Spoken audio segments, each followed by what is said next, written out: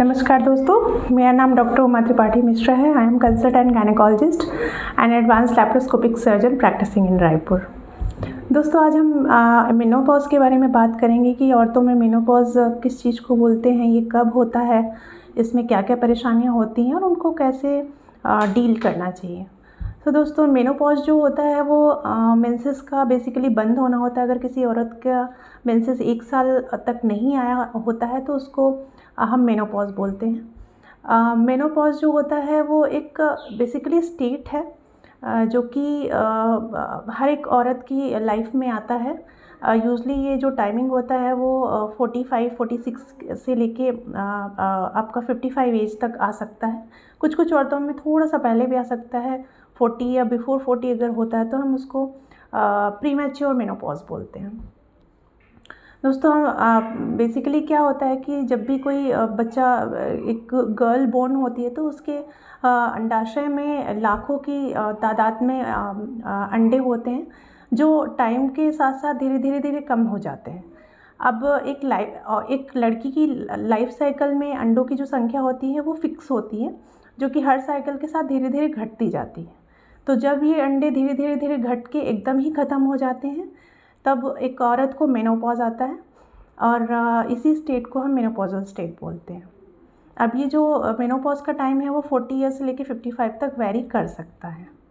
इसमें औरतों को प्रॉब्लम्स जो होती हैं वो बेसिकली क्या होती हैं, मेनोपॉज अगर हम समझें तो इसलिए होता है क्योंकि उनके शरीर में एस्ट्रोजन हार्मोन की कमी हो जाती है। वो बेसिकली उनके अंडे की संख्या कम होने से होती है। अगर उनके अंडे धीरे धीरे कम होते जाएंगे तो उनकी बॉडी में जो एस्ट्रोजन लेवल का लेवल है वो भी धीरे धीरे कम होते जाता है। सो एस्ट्रोजन की धीरे धीरे कमी से ही मेनोपॉज आता है और एस्ट्रोजन की कमी के कारण ये सारे सिम्टम्स उनको आते हैं, जैसे कि हॉट फ्लैशेस जिसको कि बोलते हैं, कभी कभी सडन गर्मी लगना, स्वेटिंग लगना नाइट में। कभी कभी उनको सडन ही ऐसे लगेगा कि बाकी लोग तो स्वेटर पहन के बैठे, लेकिन कभी कभी औरतों को सडन स्वेटिंग लगने लगती है, सडन ही पसीना आने लगता है उनको। दिन में थोड़ा सा उनको मूड स्विंग्स होते हैं, कभी कभी चिड़चिड़ापन बढ़ जाता है, नींद ना आना, आपकी वेजाइनल ड्राइनेस बढ़ना, क्योंकि जो एस्ट्रोजन हार्मोन होता है वो बेसिकली सारी शरीर की कोशिकाओं को भी स्ट्रॉन्ग बनाता है, स्पेशली जो आपके पेल्विक ऑर्गन्स हैं उनको भी स्ट्रॉन्ग रखता है। तो कुछ कुछ औरतों में मेनोपॉज के बाद या मेनोपॉज के पीरियड के दौरान उनको पेशाब जल्दी जल्दी आने लगती है, जिसको कि हम इनकॉन्टिनेंस बोलते हैं।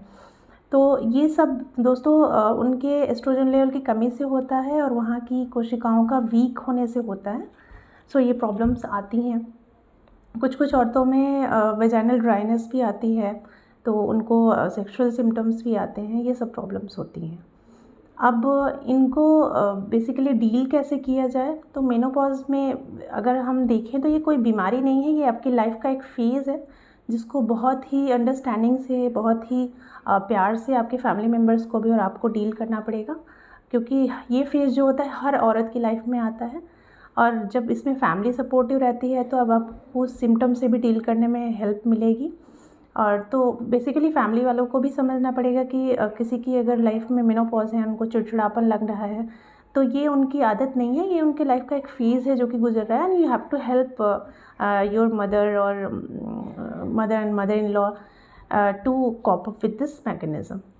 सो हम जानने की कोशिश करते हैं कि इसमें आपकी जो लाइफस्टाइल होती है वो कैसी होनी चाहिए। बेसिकली आपको रेगुलर एक्सरसाइज करना चाहिए, खाने पीने में भी आपको चेंजेस करने हैं, बिकॉज़ आपके टाइम के साथ साथ आपकी बेसल मेटाबॉलिक रेट जो होता है वो घटने लगता है, आप में मोटापा आने लगता है। स्पेशली मेनोपॉज के बाद तो बहुत सारी औरतें मुझसे कंप्लेन करते हैं कि मैम मेनोपॉज के बाद मेरा सडन ही वेट गेन हो गया है, तो ऐसा क्यों हो रहा है। सो बेसिकली ये एस्ट्रोजन हार्मोन्स की कमी से ही होता है। आपकी बॉडी में फ़ैट डिपोजिशन बढ़ जाता है तो आपका वेट गेन होने लगता है। खाना जो यूज़ होता है वो उसका जो रेट होता है वो कम होने लगता है, सो वेट गेन हो जाता है। इसके लिए आपको बहुत इम्पॉर्टेंट है कि आप रेगुलर एक्सरसाइज करें। उससे आपका एज के साथ साथ जो भी आपकी हड्डियाँ भी कमज़ोर हो रही हैं, हड्डियों में जो छेद हो रहा है जिसको हम ऑस्टियोपोरोसिस बोलते हैं, तो वो हड्डियाँ भी आपकी स्ट्रॉन्ग रहेंगी, आपको अर्ली फ्रैक्चर्स नहीं होंगे। छोटी छोटी अगर चोट लग जाती है तो उससे भी आपको जल्दी हीलिंग हो जाएगी। एक्सरसाइज के अलावा अगर आपको डाइट में जो चेंजेस हैं उसमें आपको स्प्राउट्स, फ्रूट्स, नट्स, ये सारी चीज़ों का सेवन बढ़ाना चाहिए। जो सीड्स होते हैं, पम्पकिन, चिया सीड्स, ये सारे सीड्स का सेवन भी आप कर सकते हैं, वो बहुत अच्छा होता है आपके लिए। रेगुलर आप एक्सरसाइज करें। इसके अलावा आप प्रॉपर नींद लीजिए रात में। नींद के साथ कॉम्प्रोमाइज़ आपको नहीं करना है। थोड़ा बहुत मेडिटेट भी कीजिए। मेडिटेशन से भी आपकी बॉडी एंड माइंड आपका काम रहेगा and it will help you to cope up with this menopause. So ये सारी चीज़ें हैं।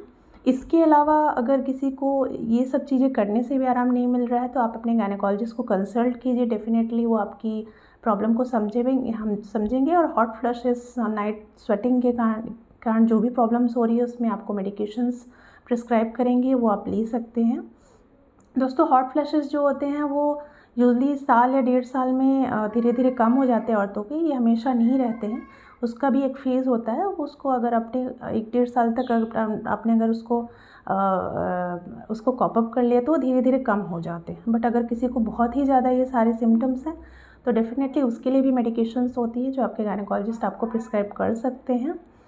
इसके अलावा अगर औरतों को बहुत ही ज़्यादा वेजाइनल ड्राइनेस हो रही है, उसके कारण इचिंग होती है या उनको डिफ़िकल्टी भी हो रही है अगर रिलेशनशिप में भी, उसके लिए भी कुछ मेडिकेशंस होती हैं जो आप लोकली वहाँ पे अप्लाई कर सकते हैं। कुछ एस्ट्रोजन क्रीम्स होती हैं। सो ये सब उपाय हैं इसके। तो डेफ़िनेटली अगर आपके घर में आपकी मदर हैं, आपकी आंटी हैं या ऐसे लोग हैं जिनको मेनोपॉज़ल सिम्टम्स से वो गुजर रहे हैं या उनको प्रॉब्लम्स आ रही, तो डेफ़िनेटली उनको उनकी गायनेक को कंसल्ट करने को बोलिए। एंड ये वीडियो अगर आपको महत्वपूर्ण लगा हो और हेल्पफुल लगा हो तो ज़्यादा से ज़्यादा लोगों में शेयर कीजिए and please subscribe to my channel. Thank you so much for watching this video.